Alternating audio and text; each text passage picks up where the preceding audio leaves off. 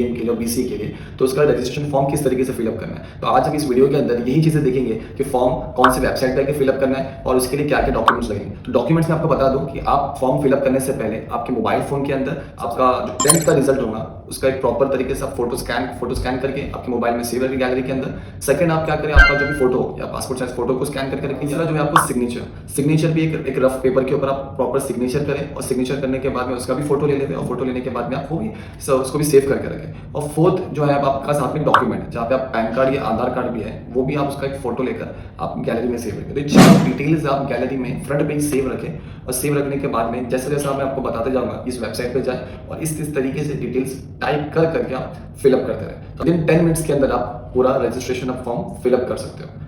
तो सबसे पहला स्टेप हमारा ये होगा कि हम गूगल पे जाकर MAHACET टाइप करके हम सर्च करेंगे।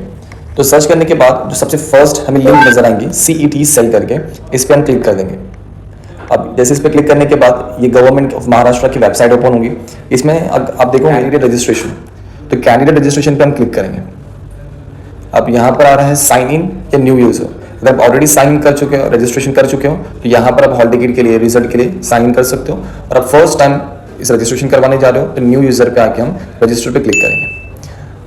अब एक ये विंडो ओपन होगी, इस विंडो में हमें सबसे फर्स्ट फुल नेम लिखना है एज पर SSC या HSC मार्कशीट। अब HSC आप अभी जस्ट अपियर किए हो तो SSC के डिटेल्स आप फिल करोगे। और अगर आपने 1 साल पहले या 2 साल पहले 12th क्लियर कर चुके हो और अभी BMS करना चाहते हो या BCA करना चाहते हो तो आप यहाँ पर HSC के डिटेल्स भी यूज़ कर सकते हो। तभी हम SSC के डिटेल्स के बेस पर एक स्टूडेंट को फॉर्म फिलअप करते हैं।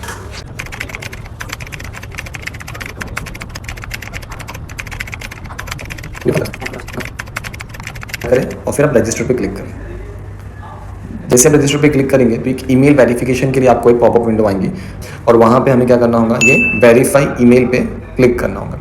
वेरीफाई ईमेल पे क्लिक करने के बाद आपके सामने ये फॉर्म फिलअप करने के लिए रिमेनिंग डिटेल्स का सामने एक विंडो का पॉपअप आ जाएगा, जिसमें आपको सबसे पहले मोबाइल नंबर डालना है। अब मोबाइल नंबर वही आप यहाँ पर यूज़ करें जो आपके पास में अभी उस वक्त मौजूद हो, जिसपे OTP आएगा हमारे। मोबाइल नंबर यहाँ पे लिखने के बाद में हमें नेक्स्ट जो दिया गया है फादर्स नेम लिख दिए। अब फादर्स नेम लिखने के बाद में मदर्स नेम। अब मदर्स नेम भी आपके जो है SSC के मार्कशीट पे लिखा होता है। बाद में यहाँ पे आपको जेंडर पूछेगा तो मेल फीमेल जो आपको यूज़ करना करें। फिर इसके बाद रिलीजन में आप जो रिलीजन है आपका वो टाइप करें। उसके बाद में आप शहर में रहते हैं या गाँव में रहते हैं तो उसके अकॉर्डिंगली आप टाइप करें। जैसे अर्बन डाल दिया हमने। फिर उसके बाद में मदर टंग, तो मदर टंग आपकी जो भी है हिंदी, मराठी, इंग्लिश वो यूज़ करें। तो नेशनलिटी में आप इंडियन रखेंगे। अब एनुअल फैमिली इनकम, अब उसमें आपके अकॉर्डिंगली जो भी आपको ठीक लगे आप वो एनुअल फैमिली इनकम का यूज़ करें। अब मैरिटल स्टेटस के अंदर मैरिड, अनमैरिड, जो आप अनमैरिड यहाँ पे टाइप करने के बाद एड्रेस पे जाएँ।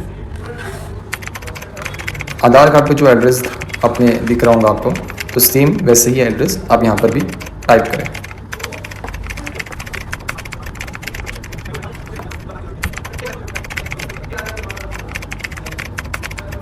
महाराष्ट्र स्टेट करना है। अगर महाराष्ट्र स्टेट से आप बिलोंग करते हो तो यहाँ पर आपको महाराष्ट्र सेलेक्ट करना है या जो भी आप स्टेट से होंगे वहाँ पे आप सेलेक्ट करें। अब डिस्ट्रिक्ट में जैसे कि ये मुंबई में आता है, मुंबई सबर्बन, जहाँ से हम फॉर्म फिलअप करें तो मुंबई सबर्बन पे हम क्लिक कर दिए। तो आपके एरिया के अकॉर्डिंगली आप देखें क्या मुंबई सिटी में आते हैं या मुंबई सबर्बन में आते हो, उसके अकॉर्डिंगली आप वो यहाँ पर डिस्ट्रिक्ट डालें। अब तालुका के अंदर जैसे हम कुर्ला से तालुका है हमारा तो कुर्ला टाइप कर दिए। फिर विलेज के अंदर भी अगेन यहाँ पे आप भांडुप, चैम्बूर, चांदीवली, घाटकोपर, जहाँ से भी आप बिलोंग करते हैं इसमें कुर्ला तो कुर्ला हमने डाल दिए। फिर पिन कोड CMS परमानेंट पे क्लिक करके आगे मूव करें। अब यहाँ पर पूछता है कि डोमिसाइल, यानी अगर आपके पास में स्टेट ऑफ महाराष्ट्र का डोमिसाइल है या नहीं है। अगर डोमिसाइल किसी के पास होगा तो वो येस पे क्लिक करें, अगर किसी के पास नहीं है तो वो फिर नो पे क्लिक करें। डोमिसाइल होने के काफ़ी एडवांटेज होते हैं कि यानी अगर आप डोमिसाइल से स्कॉलरशिप आपको मिल सकती है या आपको जो एक रिजर्व कैटेगरी होती है तो उसमें भी आपका एडमिशन होने के चांसेस होते हैं। तो डोमिसाइल अगर किसका नहीं है तो डोमिसाइल बना सकते हैं, अदरवाइज वो नहीं है डोमिसाइल पे नो कर देंगे। अगर डोमिसाइल पे यस करोगे तो फिर उसकी सारी डिटेल्स आपको पूछेंगे। अब आगे हम उसके बाद में डिसेबिलिटी, तो पर डिसेबिलिटी में अगर कुछ नहीं है तो नो कर देवे। फिर उसके बाद में SSC आपने कौन से ईयर में पास आउट किए हुए, तो 2022 में 2 साल पहले पास आउट हो तो वो डाल देवे। और उसके बाद में परसेंटेज कि आपको SSC में कितना परसेंटेज आया था। यहाँ पर हमें SSC कौन से बोर्ड से हमने दिए, महाराष्ट्र बोर्ड से दिए तो महाराष्ट्र बोर्ड पर टिक करें। उसके बाद में स्कूल कौन से स्टेट में था तो महाराष्ट्र में था, हमने ले लिए। अब उसके बाद में 12th, अब 12th में यहाँ पर 2 ऑप्शन आएंगे, येस और नो, यानी आप 12th ये साल अपियर किए हो तो येस पे क्लिक करें, या अगर आपका 1 साल या 2 साल पहले 12th होकर रिजल्ट आ चुका है तो फिर आप यहाँ पर नो पे क्लिक करेंगे। जैसे आप नो पे क्लिक करोगे तो आपको फिर वो कौन से ईयर में 12th क्लियर किए हो, कौन से बोर्ड से किए हो, कितना मार्क्स आपको आया है, फिर ये सब आपको इसमें डिटेल्स यूज़ करना रहेगा। और अगर आप क्या करोगे, येस पे क्लिक करोगे तो आप बस अभी रिजल्ट आया नहीं है तो आपको सिर्फ येस पे क्लिक करके सेव चेंजेस पे क्लिक करना होगा। अब जैसे ही हमने यहाँ पे सेव चेंजेस पे क्लिक किए तो वापस से हमें ये पेज के ऊपर मतलब ये विंडो एक ओपन हो जाएगी। तो ये विंडो आने के बाद में यहाँ पे हम रजिस्ट्रेशन पे फिर से एक बार क्लिक करेंगे। तो यहाँ पर सारे जो एंट्रेंस एग्जाम्स है उसके रिगार्डिंग यहाँ पे इन्फॉर्मेशन आएगी। तो हमें कौन सी इन्फॉर्मेशन देखना है इसमें, अंडर ग्रेजुएट्स में आपको दिखेगा कि BCA, BBA, BNS, यहाँ पे आपको वो क्लिक करना है। टर्म्स एंड कंडीशंस दिए गए हैं। इस टर्म्स एंड कंडीशंस में यही लिखा गया है कि इसकी जो फीस होगी वो 1000 रुपीज़ आपको पे करनी होंगी, और जो अगर OBC कैटेगरी से है या ऑर्फन वगैरह तो उनको 800 रुपीज़ पे करना होगा। फिर ये जो एग्जाम होगा वो CBT बेस्ड होगा, यानी कंप्यूटर बेस्ड टेस्ट होगा। ऑनलाइन जिसका रजिस्ट्रेशन हम जो कर रहे हैं ऑनलाइन एग्जाम्स होंगे, सेंटर्स लगेंगे, हमें वहाँ पे जाके एग्जाम्स देने होंगे। ये सब डिटेल्स वहाँ पे लिखी गई है। अब यहाँ पर आई हैव जो यहाँ पे डाउनलोडेड करके उसमें टिक कर देना है और एक्सेप्ट पे एंड प्रोसीड पे क्लिक कर दिए। जैसे प्रोसीड पे क्लिक करेंगे तो जो हमने डिटेल्स ऑलरेडी फिल कर चुके थे वो ऑलरेडी यहाँ पे ऑटो फिल्ड होकर आ चुकी है।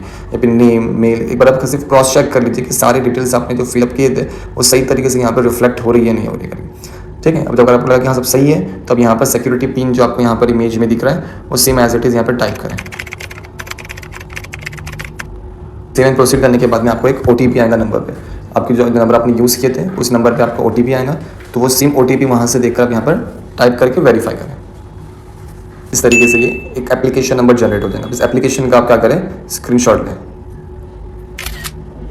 एक एप्लीकेशन का स्क्रीनशॉट इसलिए रखिए आप सेव करके क्योंकि ये जो नंबर है यही नंबर आपको फिर बाद में हॉल टिकट यानी एडमिट कार्ड डाउनलोड करने के लिए, रिजल्ट चेक करने के लिए काम में या कुछ इन्फॉर्मेशन एडिट करना है तो ये एप्लीकेशन नंबर ये बहुत यूजफुल रहेगा। तो अब इसको या तो कहीं पे नोट डाउन कर लें, तो उसका स्क्रीनशॉट लेकर रख लें। अब proceed to complete application form पे क्लिक करोगे तो इस तरीके से आपके सामने एक पेज ओपन होगा जहाँ पे यूजर नेम, एप्लीकेशन नंबर आपको सब बता रहा है और बता रहा है कि आपने अभी ये टोटल 9 स्टेप में से सिर्फ फर्स्ट स्टेप कंप्लीट किया।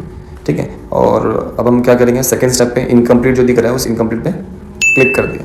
तो ये इस तरीके से जो पेज ओपन हुआ है कि आप डोमेस्टिक में हमने ऑलरेडी क्या किया था, नो था, तो ये ऑलरेडी यहाँ पे नो लिख कर और रिजल्ट भी नो है। सिर्फ हमें यहाँ पे ऑर्फन के लिए कि अगर आप ऑर्फन हो येस और नो पे क्लिक करें और फिर सेव प्रोसीड्स करें तो ये सेकंड स्टेप कंप्लीट होगा। अब थर्ड स्टेप के लिए यहाँ पर फिर से ऑलरेडी ये ऑटो फिल्ड है कि हमने पहले ही डिटेल्स डाल चुके हैं कि 22 में हमारा 10th हुआ है, ये परसेंटेज के साथ में महाराष्ट्र बोर्ड में। सिर्फ यहाँ पर हमें जो हमने HSC किए हैं वो HSC जैसे 12th का जो हमने एग्जाम्स दिए तो कौन से बोर्ड से दिया अभी, तो भी महाराष्ट्र बोर्ड से दिए तो महाराष्ट्र बोर्ड पर क्लिक करके सेव एंड प्रोसीड्स करें। अब जो ये एंट्रेंस एग्जाम होंगे तो ये एंट्रेंस एग्जाम के लिए आपको कहाँ पे सेंटर चाहिए, जहाँ पे आप रहते हैं तो वहाँ से नियर बाई एरिया आपको यहाँ पे सेलेक्ट करना होगा। तो यहाँ पर हम महाराष्ट्र में है तो महाराष्ट्र के हिसाब से महाराष्ट्र सेलेक्ट कर लिए। अब महाराष्ट्र में कौन से डिस्ट्रिक्ट में यानी नियर बाई के कौन से कॉलेजेस में हमें जाकर एग्जाम्स देना है। जैसे मुंबई सबर्बन में रहते हैं तो हमारा फर्स्ट प्रायोरिटी क्या होगा, मुंबई सबर्बन। अब उसके बाद यहाँ पे 4 आपको प्रेफरेंसेस डालने हैं। यूजुअली जो है आपको जो फर्स्ट प्रेफरेंस आप यहाँ पे रखोगे तो वो फर्स्ट प्रेफरेंस के अकॉर्डिंगली आपका सेंटर लग जाता है। बहुत लीस्ट केसेस है कि अगर आपको फर्स्ट प्रेफरेंस नंबर पे नहीं लगा तो सेकंड प्रेफरेंस पे लगेगा या थर्ड या फोर्थ पे। तो चांसेस यूजुअली 190% यही है कि आपका जो है वो प्रेफरेंस नंबर 1 पे ही आपका सेंटर लगेगा। तो मुंबई सबर्बन, फिर मुंबई प्रेफरेंस नंबर 2 के लिए हम मुंबई सिटी रख लेते हैं। ठीक है, मुंबई सबर्बन, मुंबई सिटी। अब प्रेफरेंस नंबर 3 के लिए हम यहाँ से ठाणे हम यूज़ कर लेते हैं। और प्रेफरेंस नंबर 4 के लिए जो यहाँ से नियर बाई जो हमारे लिए रहेगा मुंबई से, तो मुंबई से नियर बाई आपको पालघर रहेगा तब पालघर यूज़ कर लेंगे। तो इस तरीके से हमने मुंबई सबर्बन, मुंबई सिटी, ठाणे और पालघर हमने सेंटर के लिए हमने यहाँ पे सेलेक्ट किए हुए। अब सेव एंड प्रोसीड करते हैं।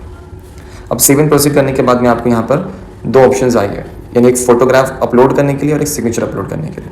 तो आप यहाँ पर सबसे पहले हम फोटोग्राफ में गए, फोटोग्राफ हम यूज़ करने हैं तो यहाँ पर आपको ऑप्शन है या तो ऑन द स्पॉट क्लिक करें या आपने पहले से ही गैलरी में सेव करके रखे हो तो वहाँ पे यहाँ पर एक्चुअल साइज़ देकर डन कर दिया। क्लिक करें, सिग्नेचर के लिए भी आप ओपन पे क्लिक करें, तो सिम अपलोड पे क्लिक करेंगे और ये भी हमारा क्या हो गया, अपलोड हो गया। अब सेव एंड प्रोसीड पे क्लिक करें। अब यहाँ पर कोई भी एक आपको डॉक्यूमेंट अपलोड करना है, तो डॉक्यूमेंट अपलोड करने के लिए आप pan card, passport, voters ID, आधार कार्ड जो यूज़ करना आप यूज़ कर सकते हो। जैसे आधार कार्ड यूज़ करें तो आधार कार्ड पे क्लिक कर दिए और यहाँ पर भी अपलोड करने के लिए ऑप्शन आएगा। ये भी इस तरीके से यहाँ पर अपलोड हो चुका है। ठीक है, अब सेव एंड प्रोसीड पे क्लिक करें तो ये एक हमें फाइनल प्रीव्यू ओवरलुक हो रहा है कि जहाँ पर आप एक बार अच्छे से क्रॉस चेक कर ले स्टार्ट टू एंड तक का कि आपने अपना नाम प्रॉपरली फिल किया है, फादर्स नेम प्रॉपरली है, मदर्स नेम प्रॉपरली आपने टाइप किया हो। अब देख लीजिए सब प्रॉपर अगर हो चुका है, कोई मिस्टेक नहीं है, तो फिर आप यहाँ पर सबसे आखिरी ऑप्शन है प्रोसीड फॉर पेमेंट, इस पर क्लिक करें। तो प्रोसीड फॉर पेमेंट पे क्लिक करने के बाद में ये पॉपअप जो आया है उस पर फिर आप येस पे क्लिक करें। तो जैसे आप येस पे क्लिक करोगे तो एक फी चार्ट आपके सामने ओपन होगा, जहाँ पर आपको बताया गया कि 1000 रुपीज़ आपको पेमेंट करना है। अगर आप ओबीसी पे टाइप करते हैं तो आपको कितना आता है यहाँ पर 800 आता है। तो प्रॉब्लम नहीं, आप ओबीसी नहीं हो यहाँ पर, आप तो आपने क्या किए 1000 रुपीज़ आप यहाँ पर पेमेंट कर रहे हो। सब डोमिसाइल आपके पास नहीं था इस वजह से। अब यहाँ पर ये एप्लीकेशन फ़ी पे यहाँ पर जो सेलेक्ट करेंगे हम और प्रोसीड टू पेमेंट पे क्लिक करेंगे। अब प्रोसीड टू पेमेंट पे क्लिक करने के बाद यहाँ पे ये रेजर पे ऑप्शन आएगा, रेजर पे क्लिक करें और I agree terms and condition पे जाकर प्रोसीड करेंगे। तो एक पेमेंट गेटवे के लिए रिडायरेक्ट करने के लिए पॉपअप आएगा, उस पर आप ओके करें। फिर आप जैसे इस पे जाएंगे तो आपको इस तरीके से एक गेटवे का पेज ओपन होगा, पेमेंट गेटवे का पेज ओपन होगा कि जहाँ पर आप गूगल पे, फ़ोन पे, पेटीएम यूज़ करके भी पेमेंट कर सकते हैं, या इधर आप कार्ड से पेमेंट कर सकते हो, वॉलेट्स यूज़ कर सकते हो। ठीक है, तो अब यहाँ पे हम जैसे हम गूगल पे करने वाले हैं तो गूगल पे हम गए और यहाँ पर ₹1 कन्वींस चार्ज हमें लग रहा है एक्स्ट्रा। जैसे आप पेमेंट कर देंगे तो यहाँ पर पेमेंट सक्सेसफुल करा देंगे। पेमेंट सक्सेसफुल होने के बाद में यहाँ पे कुछ सेकंड्स के बाद में खुद ही से पेज रिडायरेक्ट कर देगा हमें फॉर्म को प्रिंट आउट निकालने के लिए। होप आपको सारी चीज़ें समझ में आ चुकी होंगी। मैंने बहुत स्लोली आपको यहाँ पर सारी चीज़ें समझाने की कोशिश किया मैंने, ताकि आप जब फॉर्म फिलअप करें तो बहुत केयरफुली फॉर्म फिलअप कर सके। ये वीडियो को भी ओपन रखें और साथ में आपका फॉर्म भी फिलअप करते जाए। और इसके बाद में आप जैसे ही फॉर्म फिलअप करके हो चुका तो आप अभी आपके एग्जाम्स की प्रिपरेशन के लिए लग जाए, यानी एंट्रेंस एग्जाम्स के लिए तैयारी करना लग जाए। कि एग्जाम्स में जो भी बेस पे होने वाले हैं, इंग्लिश क्या है, या लॉजिकल है, रीजनिंग है, जीके बेस्ड है, तो ये सारी चीज़ों के ऊपर आप क्वेश्चंस के ऊपर प्रैक्टिस करने लग जाए, क्योंकि इसका एग्जाम जो है वो मे की फर्स्ट वीक या सेकंड वीक में होने के चांसेस है। तो जैसे ही अगर एग्जाम्स होंगे तो आप पहले से वेल प्रिपेयर्ड होंगे तो अच्छा रहेगा, बिकॉज फिर आपके जैसे परसेंटाइल आएंगे उसी के बेस पे आपके कॉलेज में एडमिशन होंगे। तो ऑल द बेस्ट सभी स्टूडेंट्स को।